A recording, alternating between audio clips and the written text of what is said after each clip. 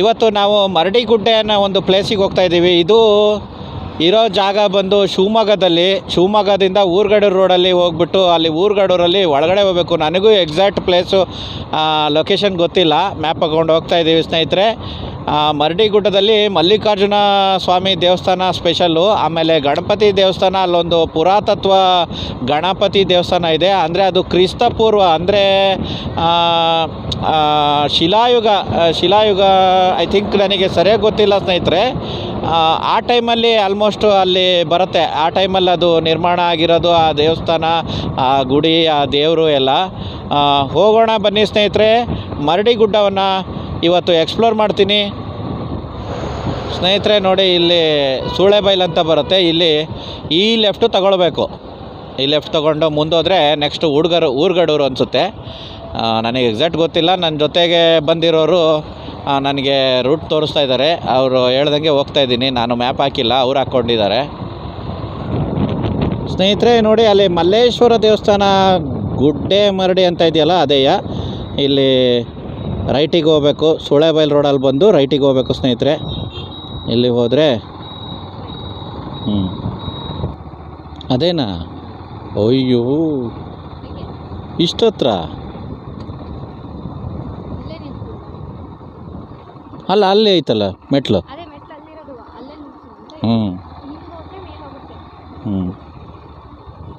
ಇಲ್ಲಿ ಹಾಕ್ಲಾ ಸ್ನೇಹಿತರೆ? ಬಂದ್ವಿ ನೋಡಿ, ಗುಡ್ಡೆ ಮರಡಿ ನೋಡೋಣ. ಮೇಲೆ ಮಲ್ಲಿಕಾರ್ಜುನ ದೇವಸ್ಥಾನ, ಗಣಪತಿ ದೇವಸ್ಥಾನ ಇದೆ, ಆಮೇಲೆ ಇನ್ನೂ ಹಲವಾರು ದೇವಸ್ಥಾನ, ದತ್ತಾತ್ರೇಯದ ಮೂರ್ತಿ ಇದೆ, ಆಮೇಲೆ ಅಮೃತ ಶಿಲೆಯಿಂದ ಒಂದು ಮೂರ್ತಿ ಇಲ್ಲಿದೆ ನೋಡಿ, ಶಿವನ ವಿಗ್ರಹ. ಅದನ್ನ ಆಮೇಲೆ ತೋರಿಸ್ತೇನೆ. ಬನ್ನಿ ಹೋಗೋಣ, ಮರಡಿ ಗುಡ್ಡೆದು ಎಕ್ಸ್ಪ್ಲೋರ್ ಮಾಡೋಣ. ನಡೀರಿ ಸ್ನೇಹಿತರೆ. ತುಂಬಾ ಪುರಾತನ ಕಾಲದ ಇತಿಹಾಸ ಉಳ್ಳಂತ ಒಂದು ದೇವಸ್ಥಾನ. ಇದನ್ನ ಹೇಗಿದೆ, ನಾನು ಫಸ್ಟ್ ಟೈಮ್ ಬರ್ತಾ ಇರೋದು. ನೋಡೋಣ ಬನ್ನಿ ಸ್ನೇಹಿತರೆ, ಯಾವ ರೀತಿ ಇದೆ, ಇದ್ರದ್ದು ಹಿನ್ನೆಲೆಯನ್ನ ತಿಳ್ಕೊಳ್ಳೋಣ ಬನ್ನಿ ಸ್ನೇಹಿತರೆ. ಇದು ಬಂದು ಶಿವನ ವಿಗ್ರಹ, ಅಮೃತ ಶಿಲೆಯಿಂದ ಈ ವಿಗ್ರಹವನ್ನ ತಯಾರು ಮಾಡಿದ್ದಾರೆ. ಇದು ನೋಡಿ ಎಷ್ಟು ಅದ್ಭುತವಾಗಿದೆ. ಜೂಮ್ ಹಾಕ್ಬಿಟ್ಲ, ಎಷ್ಟು ಅದ್ಭುತವಾಗಿದೆ. ಇದನ್ನ ರೆನೋವೇಷನ್ ಮಾಡಿದ್ರೆ ಅನ್ಸುತ್ತೆ, ಪೇಂಟ್ ಗಿಂಟ್ ಎಲ್ಲ ಆದ ರೀತಿ ಕಾಣ್ತಾ ಇದೆ. ತುಂಬಾ ಅದ್ಭುತವಾಗಿದೆ ಸ್ನೇಹಿತರೆ. ಬನ್ನಿ ಮುಂದೆ ನೋಡೋಣ. ಇದು ಗಣಪತಿ ಪುನರ್ ಪ್ರತಿಷ್ಠಾಪನೆ ಪ್ಲವನಾಮ ಸಂವತ್ಸರದ ಮಾಘ ಬಹುಳ ಚತುರ್ಥಿ ದಿನಾಂಕ 20/2/22 ನೆರವೇರಿಸಲ್ಪಟ್ಟಿದೆ. ಇದು ಹಳೆ ವಿಗ್ರಹನೆಯ ಮತ್ತೆ ಪುನರ್ ಪ್ರತಿಷ್ಠಾಪನೆ ಮಾಡಿದ್ದಾರೆ ಸ್ನೇಹಿತರೆ. ನೋಡಿ, ಈ ರೀತಿ ಇದೆ.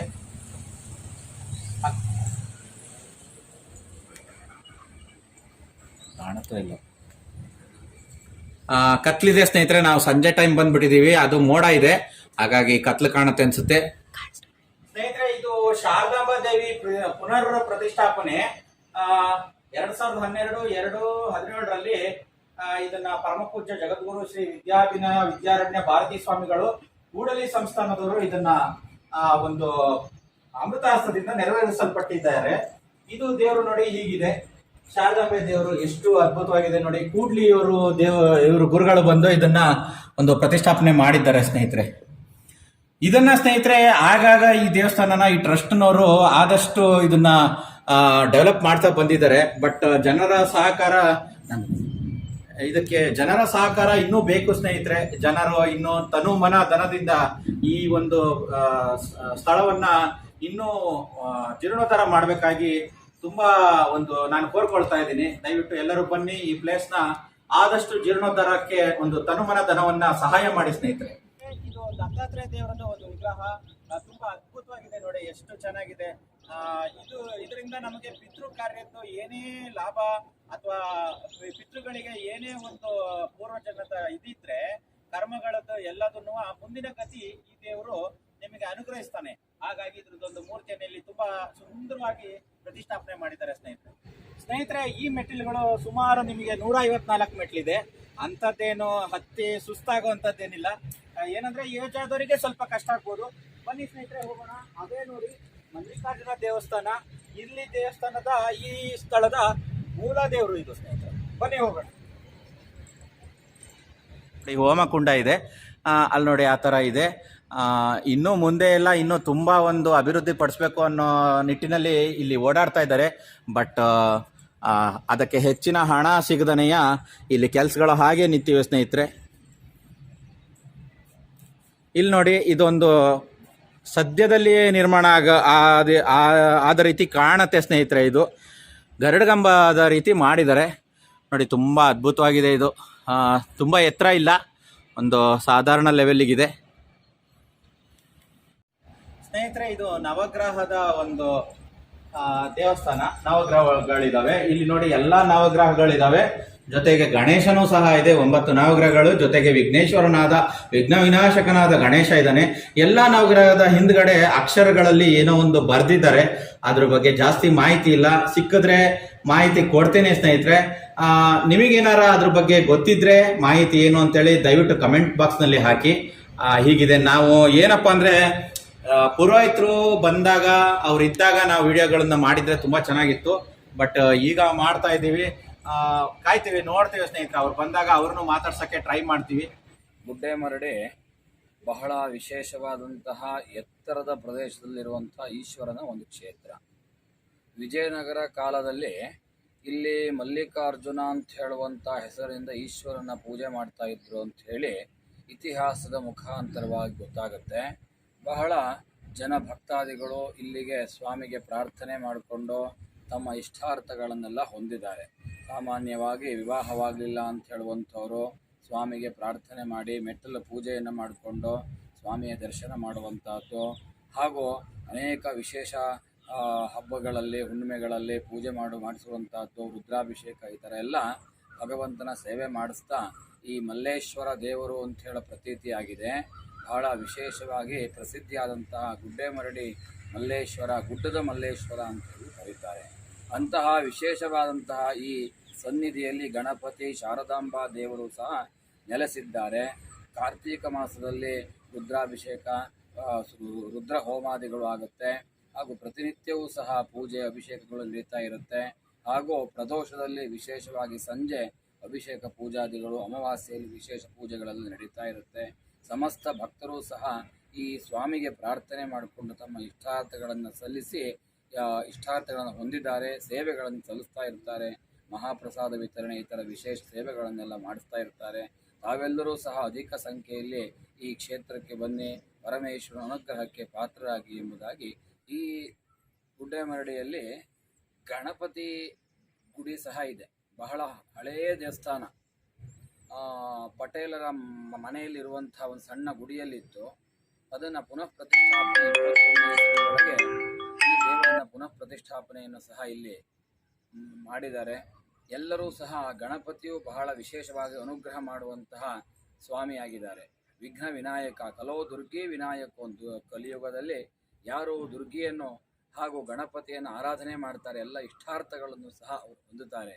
ಅಂತಹ ವಿಶೇಷವಾದಂತಹ ಗಣಪತಿ ಪೂಜೆಯನ್ನು ಮುಂಚೆ ಅವರು ಪೂಜೆ ಮಾಡ್ತಿದ್ರು, ಎಲ್ಲರೂ ಸಹ ಬಂದು. ಈಗ ಮುಟ್ಟಿ ಪೂಜೆ ಮಾಡಲಿಕ್ಕಿಲ್ಲ, ನಾವು ಅಷ್ಟಬಂಧ ಪ್ರತಿಷ್ಠಾಪನೆಯನ್ನು ಮಾಡಿದ್ದೇವೆ.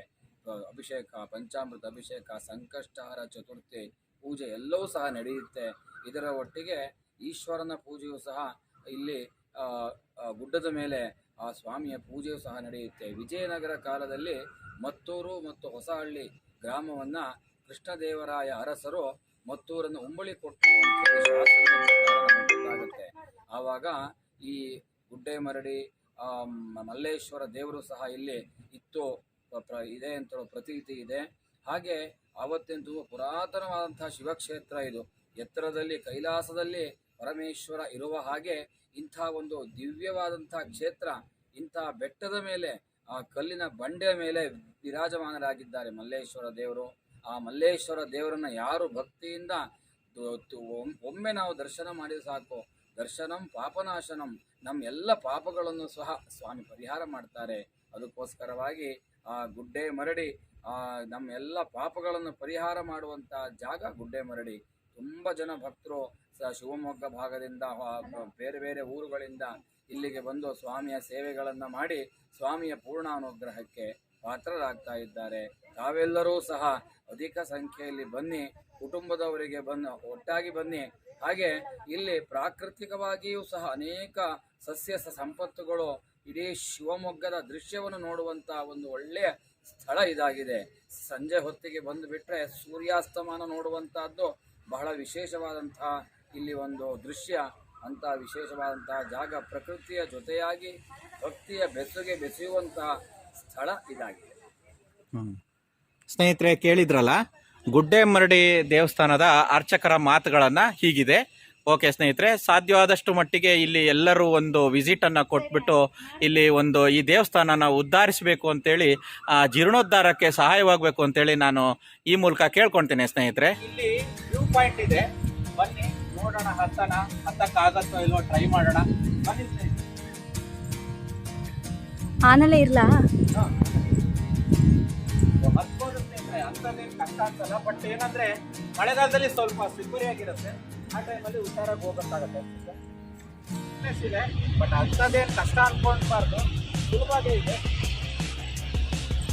ಸೂಪರ್ ಆಗಿದೆ ನೋಡಿ. ಇದೊಂದು ಧರ್ಮಧ್ವಜ ತುಂಬಾ ಅದ್ಭುತವಾಗಿ ಹಾರಾಡ್ತಾ ಇದೆ. ನೋಡ್ಲಿಕ್ಕೆ ಅಷ್ಟು ಚೆನ್ನಾಗಿದೆ.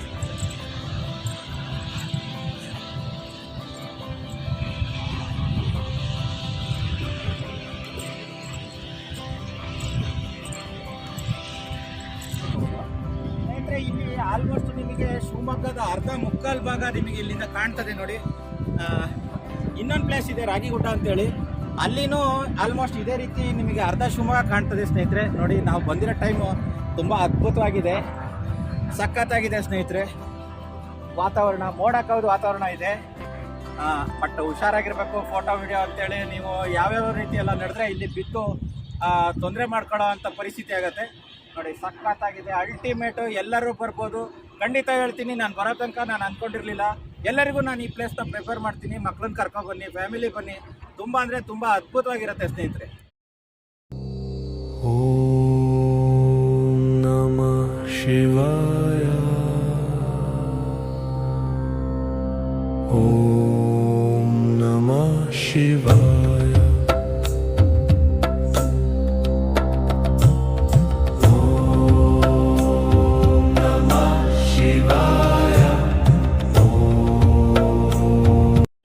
ಈ ದೇವಸ್ಥಾನದ ಸಂಕ್ಷಿಪ್ತ ಇತಿಹಾಸವನ್ನು ಫಲಕದಲ್ಲಿ ಹಾಕಿದ್ದಾರೆ.